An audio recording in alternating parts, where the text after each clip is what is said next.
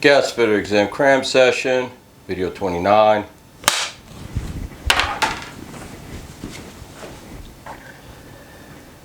Okay, the marking, the labeling we're going to be using, the black letters on yellow background labeling is spaced not more than 5 feet apart. Piping should not require marking if in the same room as the equipment served. So, where do you put this labeling? Everywhere, except that for a room that houses the appliance, in that room, the piping to that appliance does not require, because it's in the same room. You're looking at the stove, you're looking at the boiler. You can see from the boiler or to the boiler the black piping. Funny note from the 2008 code. In the 2008 code, they had said that gas piping is going to require marking, labeling. But then they said black steel piping should not require labeling. But then, of course, we know that's all we really can use, black steel piping. So it was a contradiction, which meant, well, then that means we don't have to label the piping. For the 2014 code, of course, they fixed that. They changed it, and there's any gas piping, so that's going to include our black steel, is going to require labeling. Okay, when 2 or more meters are installed in a single premise, they are supplying different customers. The outlet piping from those meters shall not be interconnected. Okay? So you remember, right, when we're talking about limited plumbing alteration, the boiler, no more than 1 million BTUs. The burner, no more than 2.8. Boiler, 1 million. Burner, 2.8. Okay, so they're saying here, let's say we have an apartment building, and each unit is going to have its own meter. So the meter for apartment 1A, that piping is going to run from the meter to 1A, and that's it. The meter to 2A is going to run from 2A's meter to 2A. Nowhere should, after the meters, the piping from 1A and 2A ever interconnect in any way. Piping has to be separate. Okay, 1 meter registering for a certain piping, that piping to that meter. Another meter it has its own piping. You never mix the two. Okay, piping from multiple meter installations shall be suitably identified. Sure, just like I mentioned when we go to our breaker panel or our fuse box. It's nice when you know, every single fuse, every single breaker has a label telling you what it's for. Same thing, it's nice when every single meter tells you exactly what it's for.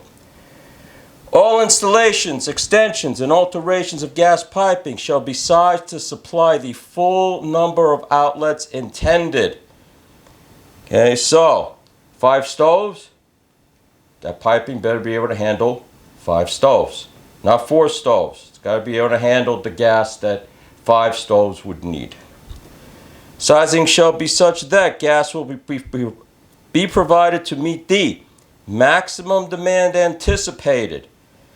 So what would be the maximum demand anticipated? I would say, well, on Thanksgiving, I think every stove's going to be working. So you're gonna size for that it is possible that every single stove could be working. So we want gas sufficient enough for every single stove. And the supply pressure of the appliance. Yes, where do we find that information?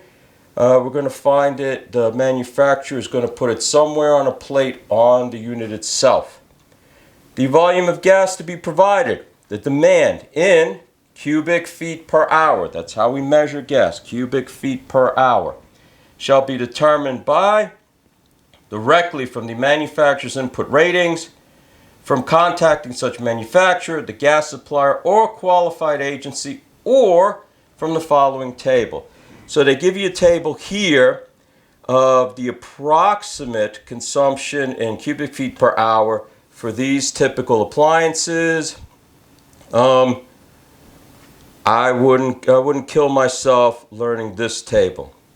This is a lot of information that they haven't touched upon in the exam. Okay. Later, like I said, you're bored or you're just curious, the information's right here. This table is almost similar to, if you ever look in the plumbing code for the fixture unit values of typical fixtures, and then they're also going to give you a table for fixture unit values of fixtures not listed, and it's going to go by trap size. This is what this table is. This table is, in a sense, if we're going to make the analogy, this is the fixture unit value of typical gas appliances. Of course, we don't deal with fixture units. What's a big appliance or small appliance? You noticed the code uses the amount of consumption, the demand, or the the BTUs per hour or cubic feet per hour that's being used. Okay. The total connected hourly load shall be used to determine pipe sizing when it can be assumed that all equipment could be operating at full capacity. Stoves on Thanksgiving Day, right? At the same time. So every stove is on. There's a pot on one of the burners and there's a turkey in the oven. I think that's at full capacity, and every unit, they're celebrating Thanksgiving, they're cooking. Okay, where it can be shown that a diversity of load exists, pipe sizing can be based on that. Okay, let's say we know for a fact that out of all the stoves, 10% of them absolutely are not going to be used on Thanksgiving, because 10% of them are divided between the community center downstairs, the senior citizen center, and the pizzeria, which all are going to be closed on Thanksgiving. And we could size the system for the maximum demand at 90%, because 10% of those stoves we know for an absolute fact, because those places are closed, they're not going to be using gas. So, in that case, you don't have to size for 100%. Gas piping shall be sized as follows. The individual outlets to a gas range shall not be less than 3/4 nominal pipe size, so 3/4 NPS. So a stove, or you can call it a range if you want, 3/4 inch nominal pipe size outlet. Okay, so that's going to be our gas supply valve to the unit, or a gas shutoff valve to the unit. So 3/4 NPS, nominal pipe size. That's the abbreviation they like to use. Okay, you could also use IPS, iron pipe size, same thing, but they like nominal pipe size. It shall be sized also as per manufacturer's installation instructions and tables. Okay, here's an important point. This point is established in general regulations in the gas code. When there is a conflict, let's say the code says one thing and the manufacturer's instructions say another. Unless the manufacturer's instructions are somewhat less than the code requirements, you're always going to go with the manufacturer's instructions. And usually the manufacturer instructions are probably going to be more because they know better, etc. So when there's a conflict, you're going to veer towards the manufacturer's installation instructions, unless of course the code is even more strict, and then the code overrides that. Using other approved engineering methods, the engineering design professional will determine that. Also using the following equations and tables. Okay, here I wrote down a couple of things in the margin. You see some complex mathematical equations. you have a legend for what the coalitions stand for, you can ignore that. Okay, that's getting way too advanced. If you do want to remember something, I did write down, because when you look at the bottom, just before it says Schedule 40 metallic pipe sizing tables, you'll see delta H. The little triangle is delta. It's the fourth letter in the Greek alphabet, right? Delta simply means change, the amount of change. So the amount of change from, let's say, 1 to 5 is going to be, what, 5, right? You're going all the way to 5, right? So delta H is pressure drop in inches of water column. That's the important thing. Inches of water column. We already touched upon that with the manometer. 7 inches of water column is approximately 1/4 of a psi. So what would 1 psi be as a water column? It would be 28 inches of water column. Okay? So 28 inches of water column gives you a full psi. 7 inches of water column only gives you 1/4 of a psi. Okay, and if you think about it for a second, it kind of makes sense, because 7 times 4 is 28, right? So if 7 inches is 1/4, 4 quarters make a whole, right? 4 quarters make $1. So 28 inches of water column. All right, page 55, page 56, page 57, 58, 59, you can afford to ignore. They don't touch upon this. This is for the engineer, okay? And you do see, let's see, anything interesting just to see what we'll work with. You do see numbers, right? Let's just look at the familiar numbers, because notice what they give tables for. They say less than 2 psi, right? So where we dealt with half a psi, 5 psi, 15, but there is a 2 psi floating around there, and that we where was that 2 psi? Purging. Yes. We only had to worry about the purging tables. That purging table, those numbers are meant when we're dealing with more than 2 psi. Okay? If we have less than 2 psi, we can purge with just air.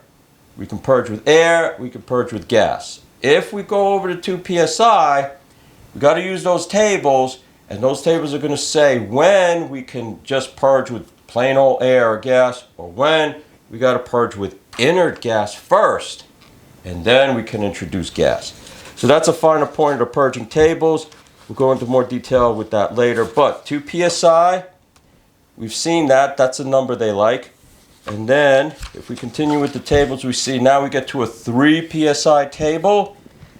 3 psi table, that harkens back to the 2008 code, so we're not going to harp on that. 5 psi is what we deal with now. So 5 psi, and they gave you a table for that. Page 60. Pipe length for sizes. For sizing with equations or tables shall be determined by one of the following 3 ways.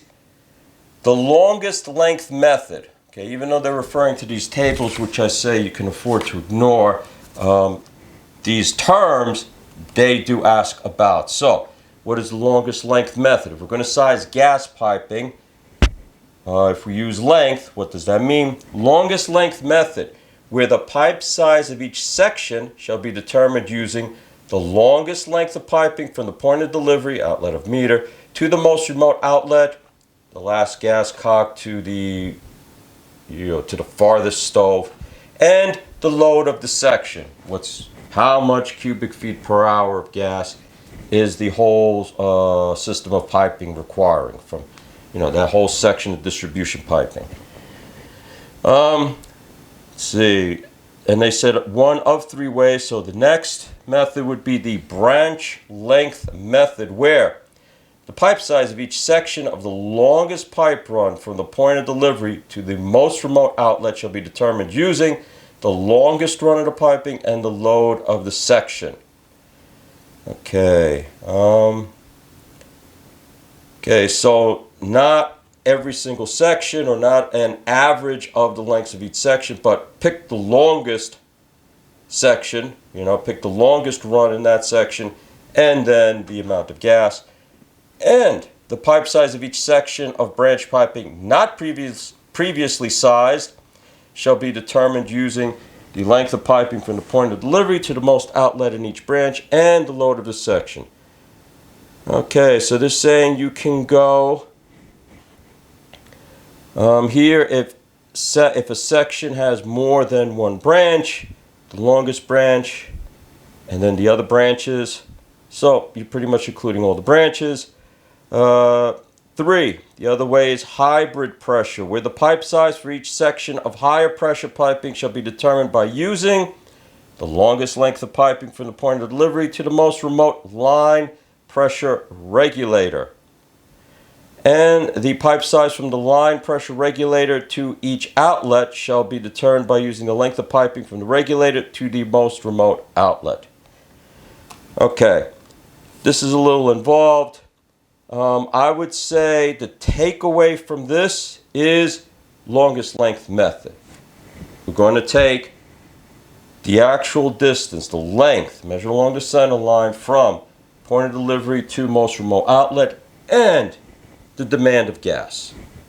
I think you're safe, you keep it at that. The rest of this stuff, it's a little much, If you want to remember that hybrid pressure has something to do with from regulator to regulator, and they did mention high pressure piping, so yes, each regulator is pretty much sectioning off its own zone. So you're going to treat each zone differently than the other ones because of the different pressures.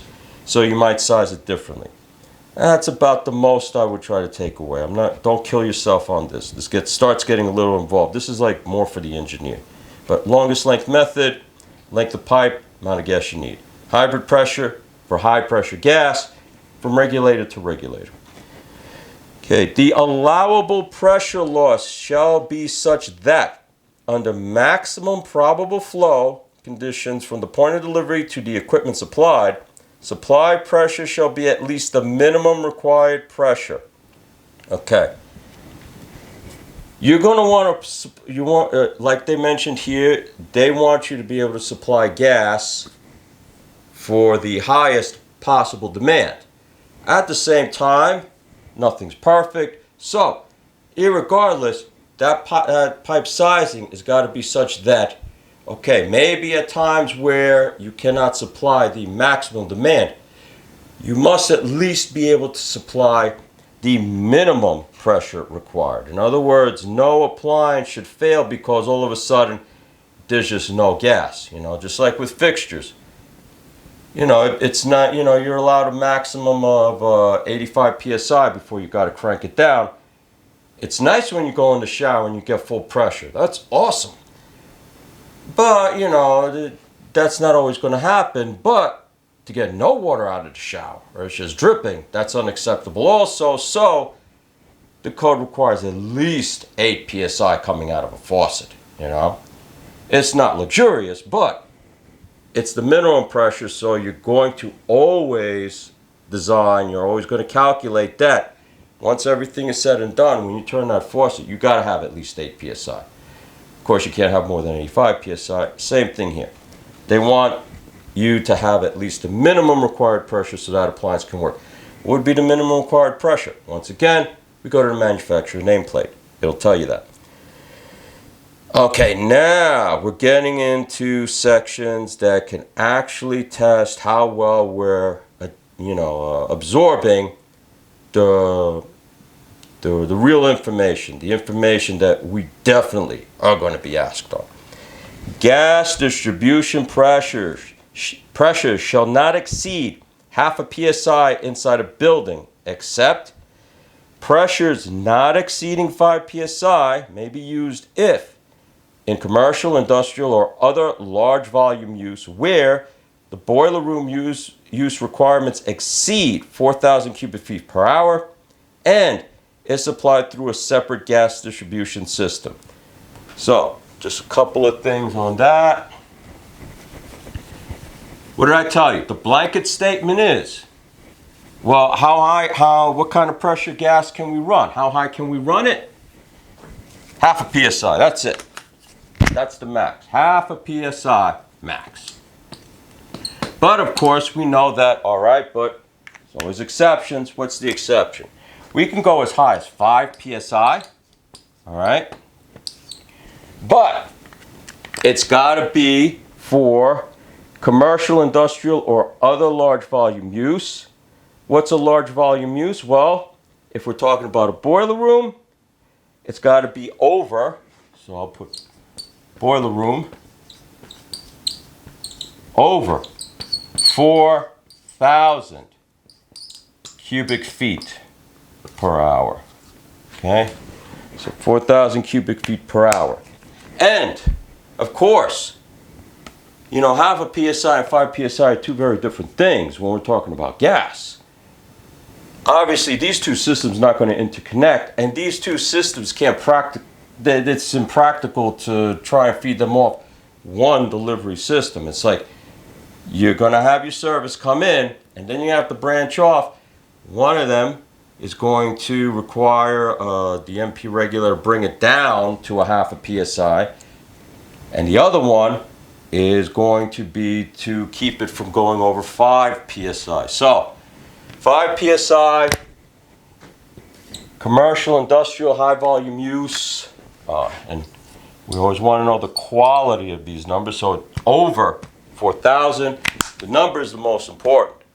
And then, you know, because sometimes the questions may require it, you know, they'll try and give you choices that, you know, are a little difficult. You know, you got to think about it.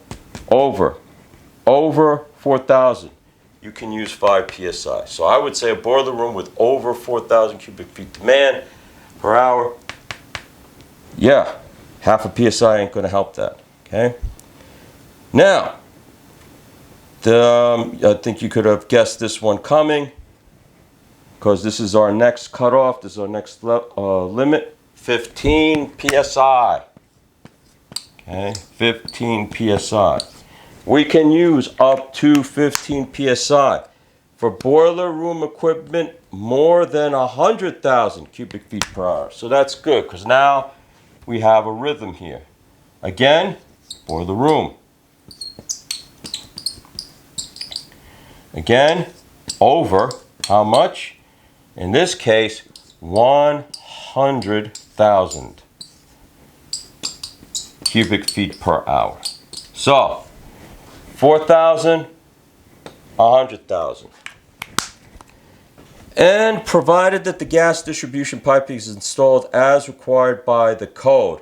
And by the way, where would we find how the code wants high pressure piping installed? Oh, that would be Appendix G, right? Okay. Now, pressure's over 15 PSI. I guess we'll put it over here. Over 15 PSI. Okay. 15 PSI, right, is high pressure right there. Once you hit 15, that's high pressure. 14.99999, not high pressure. 15, high pressure. But okay, anything over 15 PSI, so 15.00001, high pressures, right? And it's going to be over 15 PSI, so over 15 PSI. May be used provided that all testing, inspection, and purging of the gas distribution piping as per the code and Appendix G. So right there, that would be the question, and they would just say, they would probably leave out the G, you know, and so one of the four, you have 4 choices, you got to pick G. So that might be a good question. Okay. Let's see. That looks good there. Okay. All materials. Oh, this is a question. All materials used in the installation of gas piping shall be new. Used material shall not be reused. And that's it. If it ain't new, you can't use it. No ifs, ands, or buts. Forget about it. If it ain't new, it's got to be new. Okay? And then if it is new and it's got a floor defect, you can't use it, you know. Toss that out. The seam weld split on the piece of pipe, you can just chop that section off, you know. Or if you're not sure about the length itself, chuck the section. Better safe than sorry. Sand holes and fittings, chuck them out. You know, and of course, no, you can't reuse a regulator. You can't reuse a solenoid valve. Everything new. Gas distribution piping operating at pressures over half a psi to 5 psi and 4 inches or larger, and also over 5 psi shall be welded. So let's take that one apart. But see. So remember our levels: up half a psi, 5 psi. In this case, 15 psi is definitely a limit. And between the 5 and the 15, 4,000, 100,000. And then over 15 psi, we have some specifications for testing pressures and all that. But as far as just being able to use it, the code and Appendix G are going to tell us. They don't go into specifics. They just say, stick to code, refer to Appendix G. Okay, so, and this is, remember I said, you gotta go over what can be welded, what cannot, what are the limits, depending on the pressures, over and over, because it sounds confusing the way they phrase it, and it's not contradictory. It sounds contradictory at first, but it's not. You just got to keep going over and over till it just doesn't seem weird anymore, and you know, it's reflexive. Okay, you don't have to constantly remember like, oh, for half is this, and you know, over 5 psi, a 4-inch fitting. Is it? I can use a 4-inch fitting, or at 4 inch it's welded. Well, let's go over this again. So, gas distribution piping operating at pressures, and this is referring to welding. So, over half a psi to 5 psi. You know, over half to 5 psi and 4 inches or larger, it's got to be welded. Okay? Because we said that in a half psi system, the largest threaded fitting we can use is a 4-inch threaded fitting. And if we make that distinction, there must be a reason why. Oh, the reason is because the next level, obviously we're not going to be able to use a 4-inch threaded fitting, or else we would have rephrased it differently. So that means in the next system we know goes up to 5 psi. So the 4-inch fitting has got to be welded. And of course, if 4-inch has to be welded, everything beyond has to be welded. And where else do we weld? Well, the next one is easy, you know, over 5 psi, everything. So,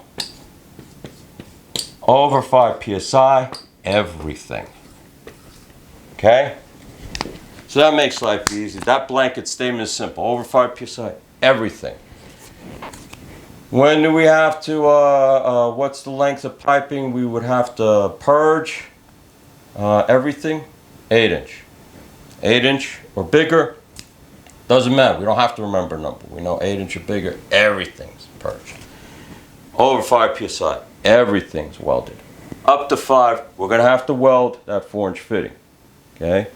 Half psi, we can use the threaded fitting. Okay? But that's the largest we can go as far as threading. Okay? Appliance gas trains may be threaded regardless of size. Once again, there's an exception to everything. The gas trains that come with the appliance, so let's say we're talking about a Scotch Marine boiler, a huge boiler. It's going to have its own gas train with the double block and bleed, you know, all the valves, all the stuff, you know.